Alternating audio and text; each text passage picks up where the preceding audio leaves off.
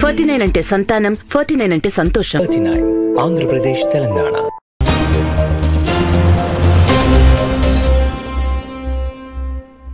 Bharatiya Janata party ఎక్కడ ఆట మొదలు పెడుతుందో, ఏ విధంగా ఆట మొదలు పెడుతుందో మనకెవరికి అంతు చిక్కదు. ఆ తర్వాత ఆట మొదలుపెట్టి అది ప్రారంభించిన తర్వాత ఎట్లా ముగుస్తుందో కూడా తెలియని విధంగా బీజేపీ ఎత్తులుంటాయి. అంటే ఆటను మొదలుపెట్టి ఆటను ఎట్లా ముగించాలో కూడా బీజేపీకి తెలిసినంతగా 140 ఏళ్ల హిస్టరీ అని చెప్పుకునే కాంగ్రెస్ పార్టీకి కూడా తెలియదు. భారతీయ జనతా పార్టీ ఇప్పుడు చూడండి, ఆంధ్రప్రదేశ్ రాజకీయాల్లో ఒక అనూహ్యమైన కొన్ని ఎత్తుగడలకు పూనుకుంది. ఒకటి, ముద్దగడ పద్మనాభం గారు ఎవరైతే కాపు సంఘం నాయకుడు ఉన్నారో, కాపు సామాజిక వర్గానికి సంబంధించి కీలక నాయకుడిగా గుర్తింపు పొందారో, ఆయనకు గవర్నర్ పదవి ఇవ్వడానికి బీజేపీ ఆలోచిస్తున్నట్టు ఒక వార్త గుప్పుమంది. ఇది మంగళవారం నుంచి ఈ కథనం బాగా ఎక్కువగా వైరల్ అవుతోంది. రెండోది, ఈ మధ్యనే పద్మవిభూషణ్ అవార్డు, అంటే దేశంలోని అంటే మన ఇండియాలో ఉన్న అవార్డుల్లో అది 2వ అత్యుత్తమ అవార్డు అని చెప్తారు. అటువంటి పద్మవిభూషణ్ అవార్డు ఇచ్చిన చిరంజీవి గారికి రాజకీయంగా కూడా గౌరవప్రదమైన స్థానం ఇవ్వడానికి బీజేపీ ఆలోచిస్తున్నట్టు తెలుస్తోంది. ఈ నేపథ్యంలో ఉత్తరప్రదేశ్ నుంచి ఆయనకు బీజేపీ కోటాలో రాజ్యసభ సీటును ఆయనకు ఆఫర్ చేయడానికి ప్రయత్నిస్తున్నట్టు ఒక కథనం ఇప్పుడు వైరల్ అవుతుంది. అయితే బీజేపీ ఆఫర్ని చిరంజీవి ఆమోదిస్తారా, తిరస్కరిస్తారా అన్నది ఇంకా చిరంజీవి దాకా ఇంకా, అంటే ఇదంతా వైరల్ అవుతున్న కథనాలకు సంబంధించి చెప్తున్నాను. ఇందులో కొంత గాసిప్స్ కూడా ఉండొచ్చు మేబీ. బట్ చిరంజీవి గారికి పద్మవిభూషణ్ ఇచ్చిన తర్వాత సహజంగానే ఈ వార్తలకు కూడా ప్రాధాన్యం వస్తుంది. అంటే భారతీయ జనతా పార్టీ మైండ్లో చిరంజీవి గారి విషయంలో ఆయన పట్ల ఒక గౌరవం ఉంది కనుక ఆయనకు ఏదో రకంగా ఒక పదవిని కూడా ఇస్తే, అంటే ఎంపీ రాజ్యసభ పదవిని ఇచ్చి, అవసరమైతే గతంలో ఆయన కేంద్ర మంత్రిగా పనిచేసే అనుభవం కూడా ఉంది కాబట్టి కేంద్ర మంత్రి పదవిని కూడా ఆఫర్ చేయవచ్చని ఇంకొక కథనం కూడా వైరల్ అవుతుంది. సరే, చిరంజీవి గారి ఫైనల్ డిసిషన్ ఎట్లా ఉంటుందో మనకు తెలియదు. ఆయన గతంలో చాలా సందర్భాల్లో చెప్పారు, నేను రాజకీయాలకు దూరంగా ఉన్నాను, రాజకీయాల్లో నేను క్రియాశీలంగా ఉండదలుచుకోలేని చెప్పారు. సో బీజేపీ ఒకవేళ తలుచుకుంటే, ఉత్తరప్రదేశ్ నుంచి ఇవ్వదలుచుకుంటే, లేదా ఇంకొక రాష్ట్రం నుంచి ఆయనను రాజ్యసభకు పంపించదలుచుకుంటే ఆయనను పిలిపించవచ్చు, ఆయనను కన్విన్స్ చేయవచ్చు, లేదా ఆయనను ఏ రకంగా మెప్పించాలి ఏమిటనేది అది బీజేపీ చూసుకుంటుంది. బట్ ఇక్కడ ఇంకొక సమాచారం కూడా వస్తుంది. అంటే ఇది ఇంకా ధృవీకరణ కాని సమాచారం. అదేంటంటే, ఆంధ్రప్రదేశ్ ముఖ్యమంత్రి జగన్మోహన్ రెడ్డి గారు బుధవారం ఢిల్లీకి వెళ్తున్నారు.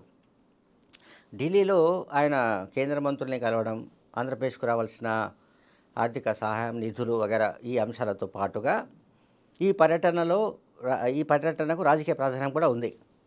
అంటే ఎన్నికలకు ఇంకొక 2 నెలలు కూడా లేవు కనుక, 70 రోజులు ఎన్నికలు ఉన్నాయని అనుకుంటున్నారు కనుక ఖచ్చితంగా రాజకీయంగా కూడా ఆయన బీజేపీ నాయకత్వంతో చర్చలు జరిపే అవకాశం ఉంది. మరీ ముఖ్యంగా కేంద్ర హోంమంత్రి అమిత్ షాతో ఆయన చర్చిస్తారని కూడా వార్తలు అప్పుడే వస్తున్నాయి. సో ఆంధ్రప్రదేశ్ నుంచి రాజ్యసభ సీట్లు 3 ఖాళీ అవుతున్నాయి. ఫిబ్రవరిలో జరగబోయే రాజ్యసభ ఎన్నికల్లో 3 సీట్లు ఆంధ్రప్రదేశ్ ఖాళీ అవుతున్నాయి. సో ఆ 3 స్థానాల్లో ఎవరికి ఇవ్వాలి అనే దానికి సంబంధించి జగన్మోహన్ రెడ్డి గారు ఇప్పటికే ఒక 3-4 ఆయన హామీ ఇచ్చారు. సరే, ఆ 3 సంగతి పక్కన పెడితే, ఆయన ఢిల్లీ పర్యటించినప్పుడు ఢిల్లీలో బీజేపీ నాయకత్వంతో మాట్లాడే సందర్భంలో ఒకవేళ మెగాస్టార్ చిరంజీవి గారికి ఆంధ్రప్రదేశ్ నుంచి రాజ్యసభకు ప్రాతినిధ్యం ఇవ్వండి అని బీజేపీ నాయకులు సూచిస్తే జగన్మోహన్ రెడ్డి గారు ఏం చేయాలి అన్నది కూడా ఒక చర్చ జరుగుతుంది. ఇప్పుడు జగన్మోహన్ రెడ్డి ఒక ఎల్లో మీడియాకు సంబంధించిన ఒక ప్రధాన పత్రిక ఇవాళ వండి వాల్చిన కథనంలో చిరంజీవి గారి పేరు ప్రస్తావన లేదు, కానీ ఒక అంశం ఉంది. XYZ ఈ 3కి వాళ్ళు జగన్మోహన్ రెడ్డి గారు ఒక హామీ ఇచ్చారు, రాజ్యసభ సీట్లను మీకు ఇస్తానని చెప్పారు. అయితే అందులో ఒకరిని డ్రాప్ చేయడానికి కూడా జగన్మోహన్ రెడ్డి గారు మానసికంగా సిద్ధమయ్యారు.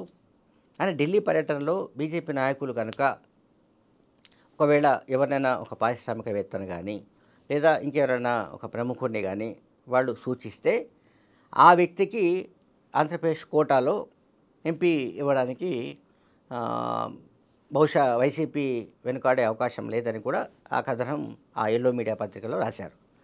అంటే దీన్ని బట్టి నేనేం చెప్తున్నానంటే అదేమో ఒక ఊహాగానమైన ఊహలకు సంబంధించిన వార్త, కానీ అందులో కొంత నిజం ఉంది.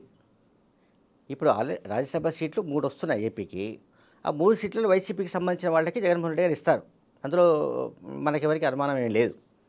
కానీ ఒకవేళ బీజేపీతో మాట్లాడినప్పుడు బీజేపీ కనుక ఒకవేళ ఎవరినైనా సూచిస్తే వాళ్ళకి ఇవ్వడానికి కూడా బహుశా జగన్మోహన్ రెడ్డి గారికి అభ్యంతరం ఉండకపోవచ్చు. అంటే 2 సీట్లను ఆంధ్రప్రదేశ్కు పరిమితం చేసుకొని ఒక సీటును బీజేపీ ఎవరైనా ప్రతిపాదిస్తే, ఏ ప్రముఖున్నో లేదంటే నేషనలిస్టో ఎవరైనా ప్రతిపాదిస్తే వాళ్ళకు కూడా ఈ 3 సీట్లలో ఒకదాన్ని అకామిడేట్ చేసే అవకాశాలను మనం తోసిపుచ్చడానికి వీల్లేదు. అంటే ఇదంతా ఏంటంటే బీజేపీకి సంబంధించి ఎత్తుగడ ఇదంతా. చూడండి, చిరంజీవిని ఎంపీ రాజ్యసభకు